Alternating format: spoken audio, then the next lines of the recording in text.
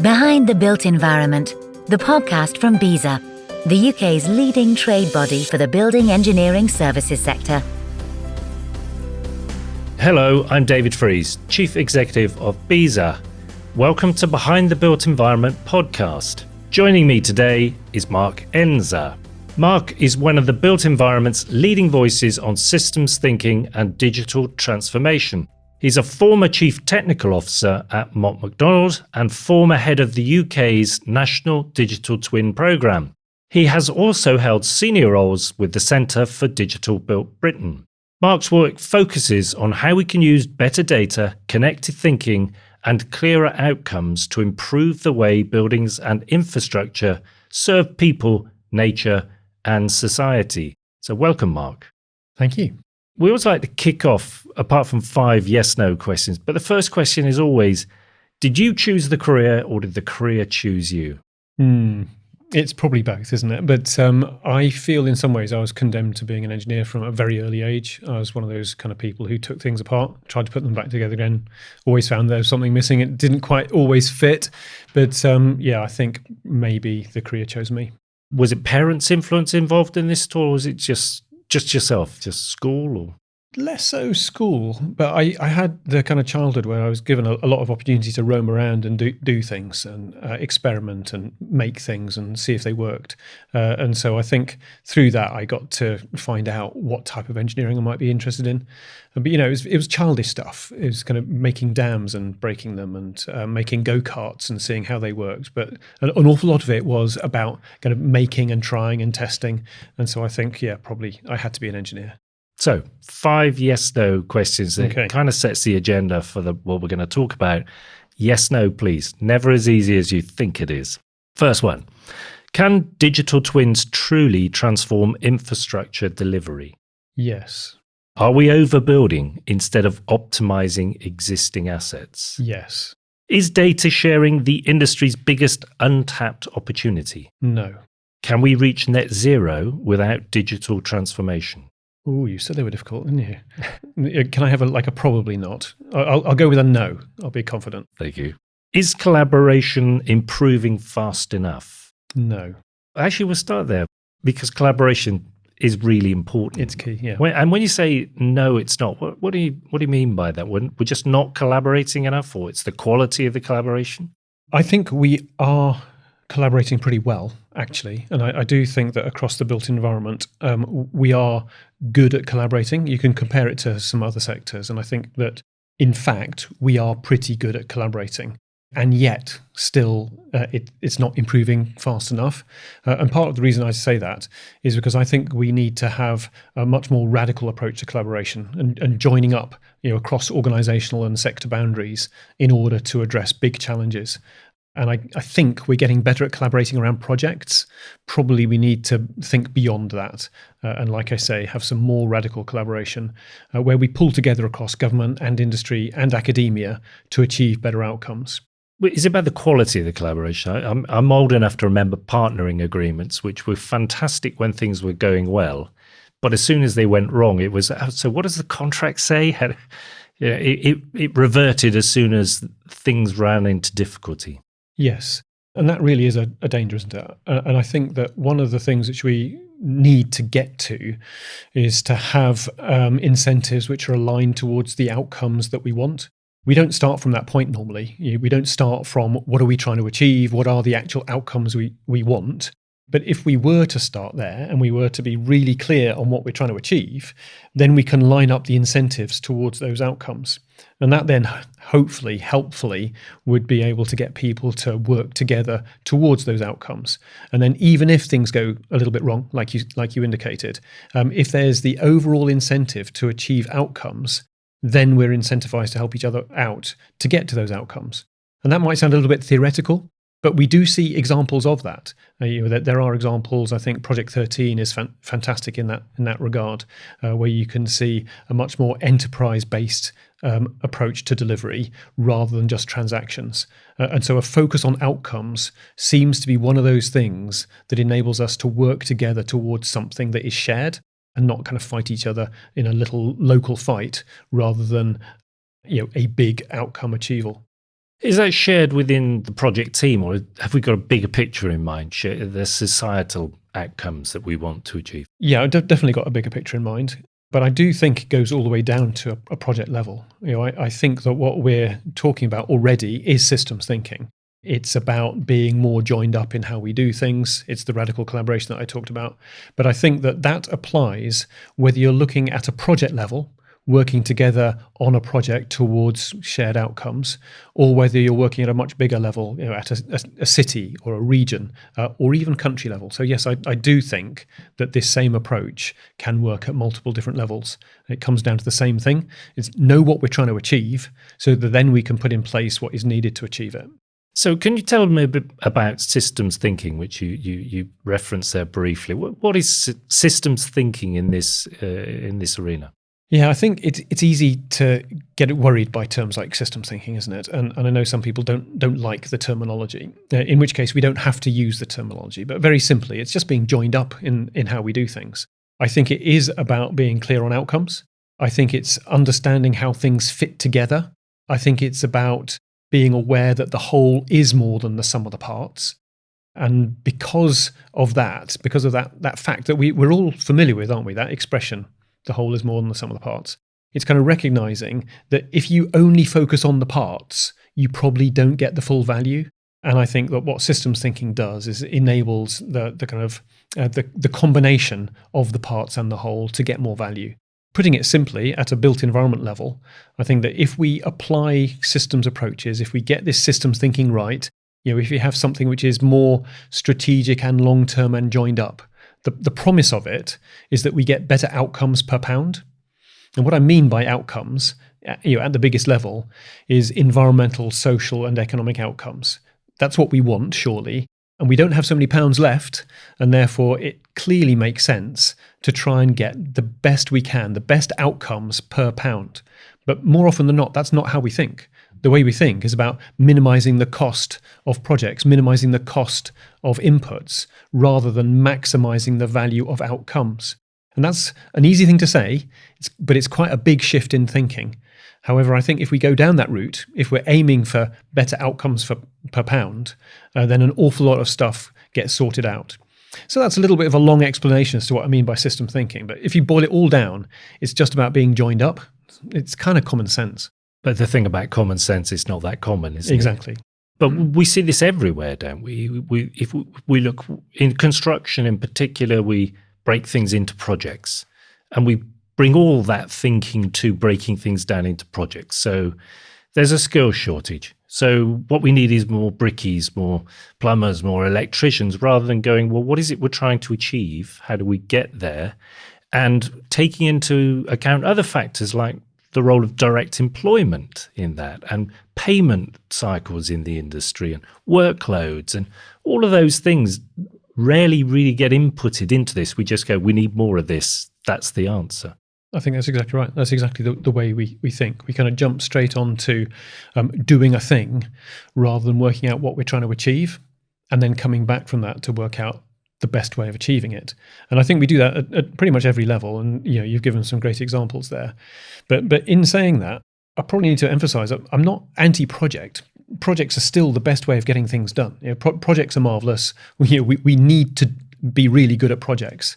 But I don't think it's enough on a project just to kind of break it down into its component parts and work out all the bits that need to be done and tick each of those boxes and think the job is done, because it never is. The more important thing is to work out how do all of those bits come together into something that actually works and something that actually achieves the outcome we want. And I think sometimes we tend to do just the first bit. We're good at breaking things down into work breakdown structures and understanding all the activities and dividing them up into different responsibilities, and not necessarily so good at working out how they all come together into something that genuinely works. And so I think even at a project level, this kind of systems thinking is really valuable, but we can think beyond the projects and imagine that the same kind of thinking is really helpful for us to achieve better outcomes for people and nature, in an area, at a city level, at a country level. And I think we kind of desperately need this way of thinking that starts with what are we trying to achieve? Sure, we assemble products rather than build an overall integrated product. Yes, too right. Yeah. And I think picking up on some of the other terminology that goes around this, because I've kind of emphasized the outcomes, but it's also about purpose. It's being clear on what we're trying to achieve. It's starting with the end in mind. There's so many ways of saying the same kind of thing, but I'm sure you can imagine just the same as I can. So many times where people just jump in and get busy doing a thing rather than working out what are we really trying to achieve. Because if you start with the what are we really trying to achieve, sometimes other stuff comes out the woodwork, better ways of achieving it, which are not just get busy and do something. It's work out the clever way of achieving what we're trying to achieve, which quite often will end up being a lower cost. Hurry-scurry industry, though. We like to get things done rather than think about how you could do it a bit smarter. I've got a question here that says, what's wrong with the way we currently see the built environment? I'd like to reframe that. She said, what would really good built environment look like if we delivered projects that were focused on the outcomes? And I'm presuming this has societal benefit area as well. Very much so. If we're getting it right, then fundamentally it means that we're doing the right projects, because there's no point in doing the wrong project really well, because you might deliver it on time to budget and you think, great, that's a success. But if it's the wrong thing, it doesn't actually contribute to better outcomes for people and nature, then what was the point? And so I think if we get this right, if we get the systems thinking right, then we will spend our money more wisely. And it means that we can imagine things like co-investment for co-benefits. It means that we will be much cleverer about how we get the thing we want, rather than just focusing on reducing the cost of the thing that we're doing. I think there are other things which would be signs of getting it right. Because at the moment, if I take it up to kind of a really big level, if that's okay, like big overview, I think if we look across the whole built environment, we see something which is now incredibly complex and interconnected, because we've been building it for hundreds of years. We keep adding to it, and what we've now got is quite amazing. But if you just consider it for a moment, every part of it depends on every other part of it. So transport depends on energy, and energy depends on telecoms. And if you're building a building, then the building makes no sense unless it's connected into all that economic infrastructure. Everything is kind of connected and interdependent, but we don't run it that way. So if we've got this connected built environment, we have disconnected organizations that are running it. So that doesn't kind of compute. And then another thing is we've got really connected challenges, not least of which would be climate change. It's becoming increasingly important that we adapt to that, that we provide climate resilience. But it's not only that, it's kind of energy security and providing protection for biodiversity or moving towards a circular economy. All of these things are connected challenges. You can't solve them in silos. They don't happen in silos, so you can't solve them in silos. And so we have this situation of very connected systems, very connected challenges, but disconnected organizations set up to address them. And then another key thing for me is that even if those organizations got their act together and worked better across the kind of the silo boundaries, they actually still wouldn't be able to do their job right, because the data they need to do it is also in silos. And so I think we have these two fundamental issues at a high level. And I know it's a big high-level summary, but silos are a problem. The siloed organizations and the siloed data. And if we can address that, then we will be moving a long way towards getting better outcomes per pound.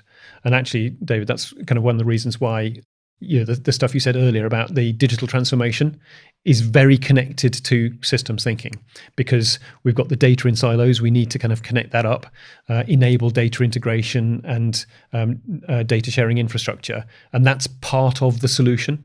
We have a bit of a toxic relationship with data and information, though, particularly within construction. In the view is that if you're being asked for data or information, how could that be used against me? And actually, it's a lot safer if I hold on to it rather than give it to you, because you can't use it against me if you haven't got it. Isn't that another one of these fantastic examples of not aiming for the best outcome?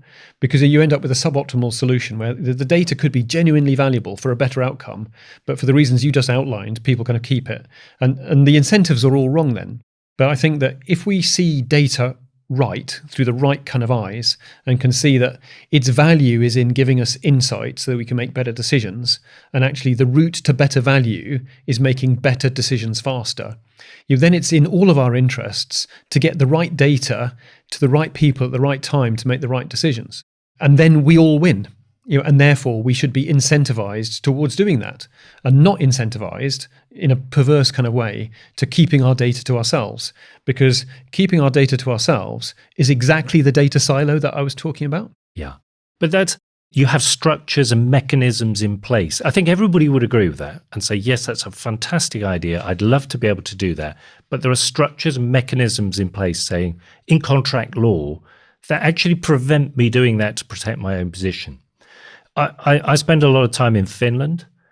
In Finland, because of their imperative to have solid defense, they've got the biggest land border with Russia. Everything is integrated, both civil, defense, infrastructure, utilities, transportation. It is by necessity integrated. So there's an imperative to make it happen through national preservation. We don't have that, do we? Well, it's a really interesting point, because I think in reality we do have that necessity, but maybe we just haven't recognized it yet. No. And yes, it might end up being a defense necessity, because we all know that your war is closer now than it has been for a long time. So it might be that. When I talked earlier on about climate resilience, maybe we need just resilience against all sorts of other shocks, which could include military ones. So in some ways, it could be the very same necessity that the Finns face, as you've indicated. But I think even if it weren't that, we still should realise that we've got a necessity, because we don't have so much money left. There isn't a lot of money in the coffers, so we can't waste it. It kind of means that we have to get better outcomes per pound. And I think that we should recognise that, therefore, as a necessity that drives us towards the kind of things we're talking about.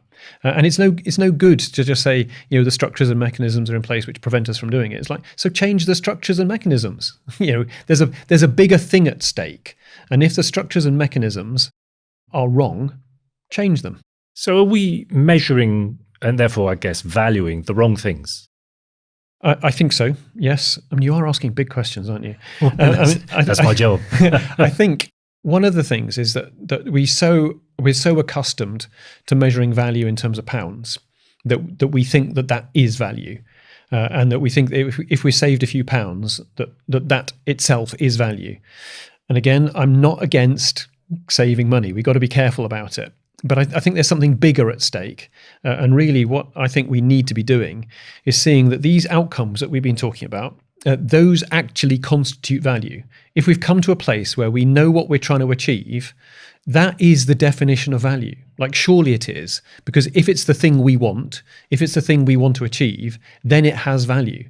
In which case, we should be starting to articulate value in terms of outcomes, which then means we can go to that place that I mentioned before of trying to maximize outcomes rather than just minimize the cost of inputs.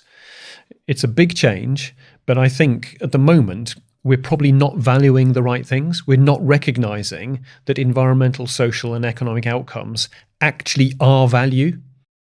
And maybe part of the reason why we don't do that is because it's hard. It's much easier to put a pound sign on something which is measurable in pounds. But social and environmental outcomes are really important to us. That's what makes life worth living, in which case, surely it's valuable. Surely we should try to see that as value. In BESA, we represent designers and installers of building engineering services, make up more than half the building. But actually, if we succeed, people are not aware of what we've done. They're not hot, they're not cold, they can't see it here. That's a difficult thing for clients to value until they haven't got it. Yes. So what's the role of building engineering services in this systems thinking world? Again, it's huge. And what you just touched on there is really significant, isn't it? Is that in some ways your value is recognized when people don't notice it. Or when they haven't got it. Yes. But that is real value. Yeah. That's a good outcome. If people are always complaining because they're too hot or too cold or too sweaty or whatever, then that's not a good outcome. And so I think that This stuff that I've been talking about, maybe in theoretical terms, outcomes and whatever else, it comes down to being something very practical around what it's like to be in a building or to live and work. And so I think BESA has a huge part to play, and I also think it's therefore fantastic that you're kind of leading in this space, that you're not just saying that your job is about ventilation or something, and it's just about the individual isolated part. I think this whole conversation, even the fact that you've invited me to have a chat just now, shows that you've got a bigger view. It's not just about the part, it's about how the parts come together into a whole that works. And it just happens that when you bring those parts together into a whole that works in a building, you don't notice it. But that is value, in which case that's what we should value, that's what we should aim for, that's the outcome we want.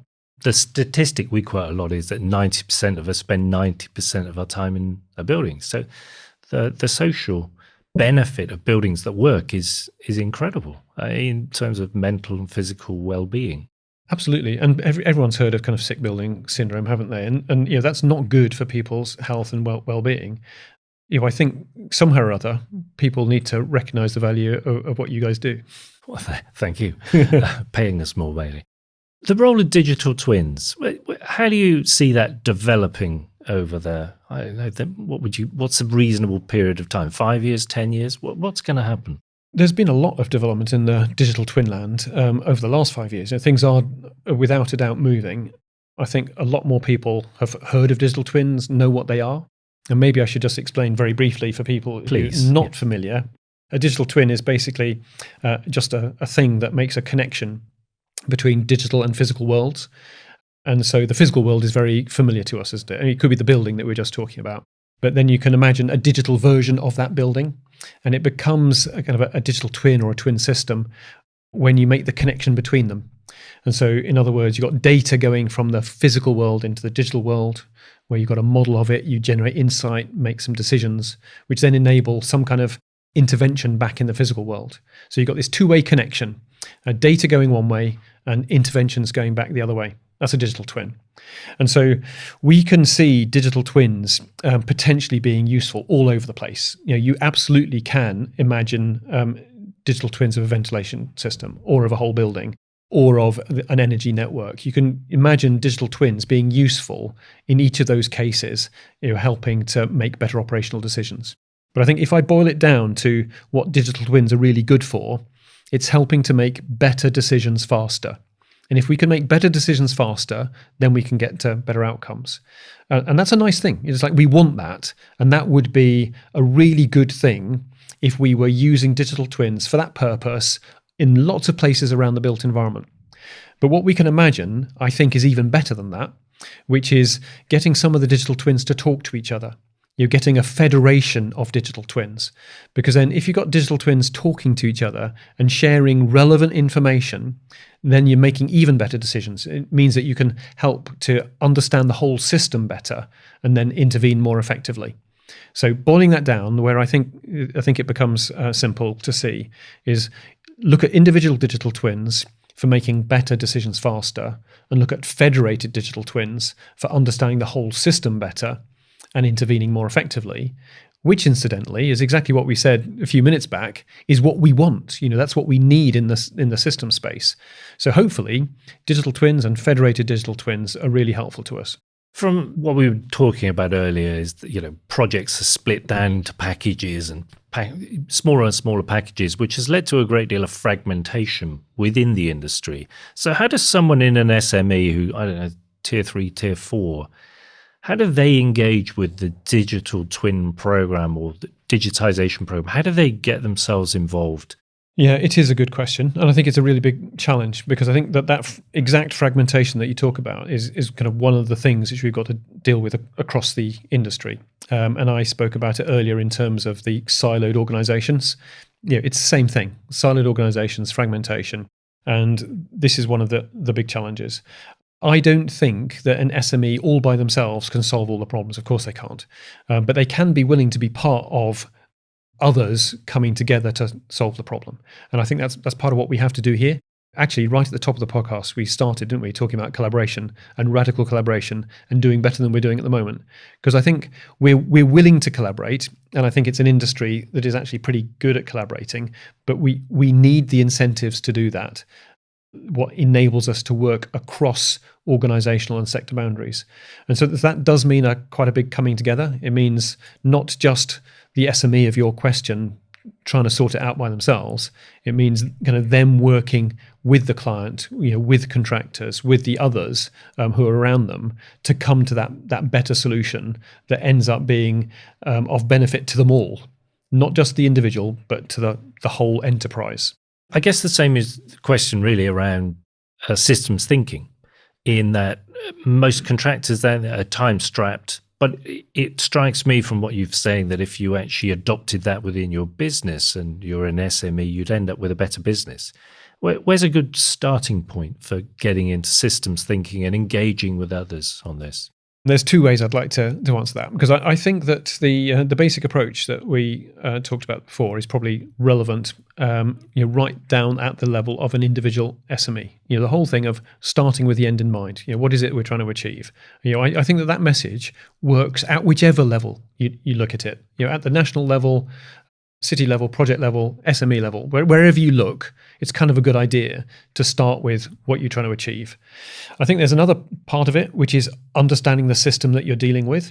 And that could be a relatively simple system down at an SME level. It might not be, but whatever it is, it needs to be understood, because those outcomes you're aiming for come from the system, which then means with that greater understanding you have, you can work out better interventions.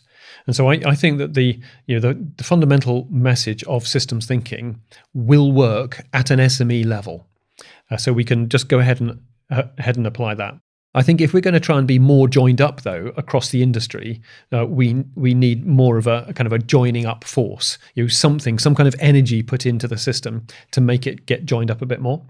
And that's one of the things that I've been working on with a growing group of other people. We've called ourselves the Built Environment Connective, invented a new word to cover that. So the connective is sort of like a collective, but with two ends in it instead.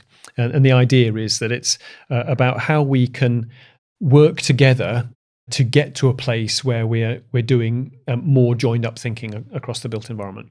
So a couple of years back, we started working together. We co-created a shared understanding of systems thinking in the built environment. We took 18 months over it with about 200 people. This co-creation was then published last year on the 2nd of July. We called it Connect to Change. If people are interested, they can go and have a look at it. But it outlines a lot of the things that we've been talking about. It certainly outlines that fundamental framework, the one that starts with outcomes, understands systems, works out interventions.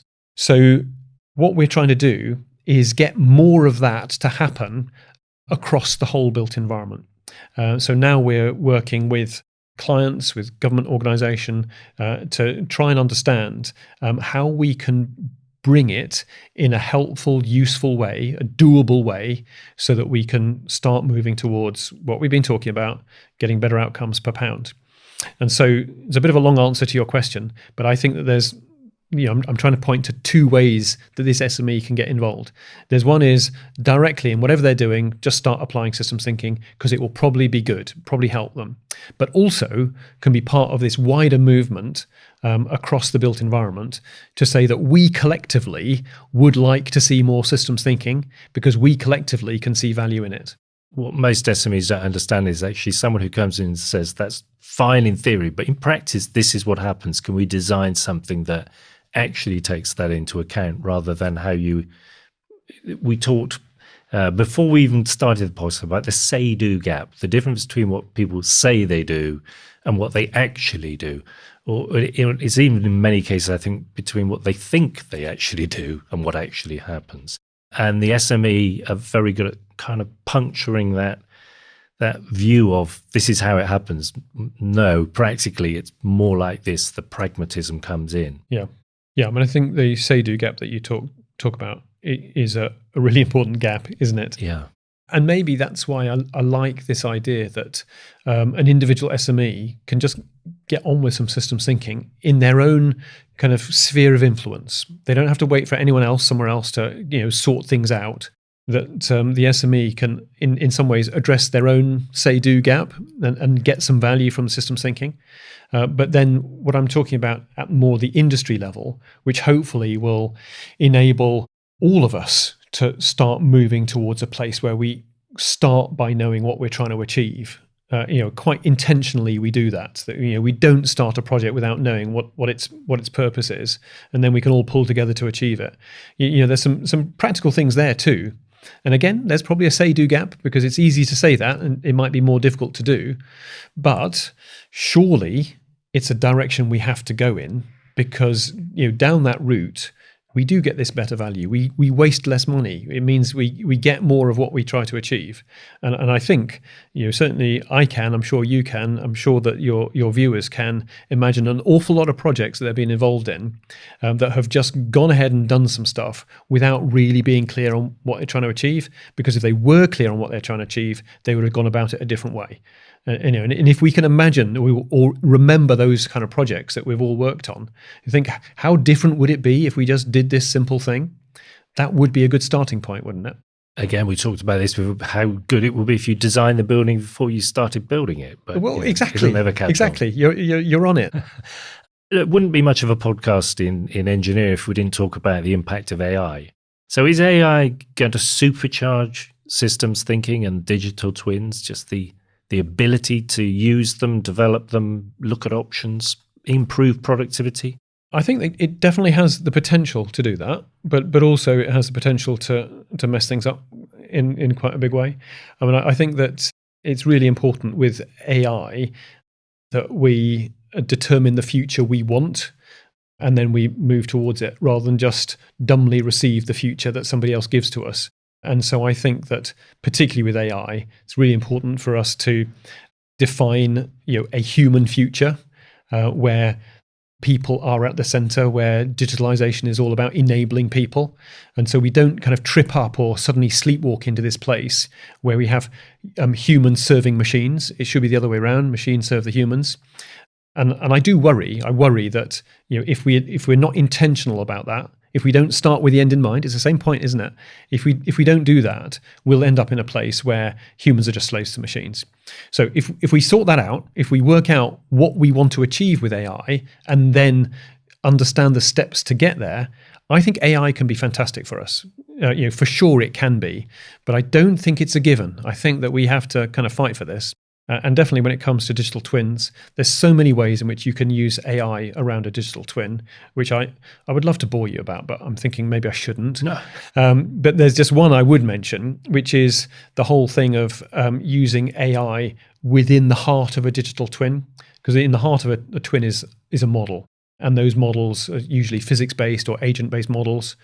You can imagine with AI is replacing those models with an AI-based model, which is really good because it ends up being cheaper and faster. And the trick is to train the AI model on the physics-based model that it's replacing. So there's a lot of opportunity in there. But as I said, I would worry that if we don't determine the future we want with AI, we will sleepwalk into a future that we don't want. The final question on this section, which was really about, are we teaching people coming out of university now, engineers coming out of university, are they learning about systems thinking, or are we still teaching old school stuff, shall we say? A lot are, but then it doesn't mean that they kind of step into jobs where systems thinking is what is required. So I think that when it comes to systems thinking, we need to kind of up our capability across the board. It's not just people kind of learning in universities. We kind of need to do it across us old guys. Am I allowed to say that as well? I think so. I think I definitely fit into that category. But I think the language which has been used around this it just kind of works for me, that very often we have trained people to be I-shaped, meaning you learn about a particular subject and go into deeper and deeper depth, and you're kind of I-shaped. And the argument is that for systems thinking, you need T-shaped people. Meaning that, yes, you get the depth of knowledge in a particular area. We will always need more depth of knowledge. But also you've got the kind of the crossbar at the top of the T, which means you can join up with others. Because it's that joining up, it's that connection across people, across organizations, across sectors. That's what makes systems thinking work. And so it's the kind of the connections that we have to add.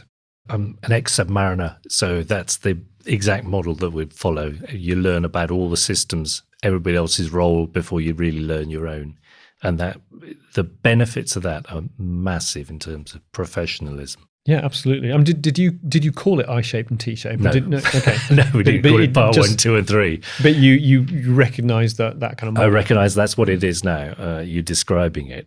Well, thank you, Mark. And I didn't warn you about this, but I'm going to ask you one question right at the end about if you could change one thing, what would it be? But before that, I'm going to attempt to summarise what's been a truly fascinating discussion about the built environment. So let's have a go at that. The built environment is incredibly societally important to all of us. We spend a lot of time in buildings. We should treat buildings as projects when they're done, but with a bigger picture view and outputs in mind rather than, say, simply financial or time. It's about the longer term, the longer picture, and the connectivity within that. The use of digital twins, digitization, AI are tools that can help us to get there, but they are not necessarily the most important bit. You need to be able to collaborate across engineering practices and trades throughout the whole process. And I presume that runs into operation of buildings at the same time. And if we do that, we'll end up with a better societal output, people who are with better physical, mental well-being, more productive, able to do the things they want to do, and a better society. I think so. All of that, everything you just said, for fewer pounds. For fewer pounds. Yes. And surely we want that. That sounds like good economic sense, doesn't it? You should become a politician. There might be a few roles open after this evening. Back to that one question. What thing would you change if you could? I think it probably is something we touched on earlier on, which is the definition of value, because that's kind of what ultimately matters. And I think that if we could tweak it so that we defined value in terms of outcomes, then we would start to reorient the kind of the whole industry. And that would kind of force us to work out what outcomes we want, if that's what value is. So yeah, that would be my one thing. It's not an easy thing, by the way, but that would be my one thing. Mark Enzer from Mott MacDonald, thank you very much. My pleasure. Thank you for tuning in today. Don't forget to subscribe to our podcast for more in-depth conversations. And if you enjoyed this episode, please leave us a review and share with your colleagues. Stay connected with BESA for the latest updates and insights into our industry. And until next time, I'm David Frise, and this has been Behind the Built Environment. Goodbye. Thanks for listening to Behind the Built Environment podcast from BESA. If you like what you heard today, then please follow and rate us on your favourite podcast app. Come and join us over on LinkedIn, BESA Group, and carry on the conversation. And if you want to find out more about joining the BESA community, then please visit thebesa.com to start your journey with us today.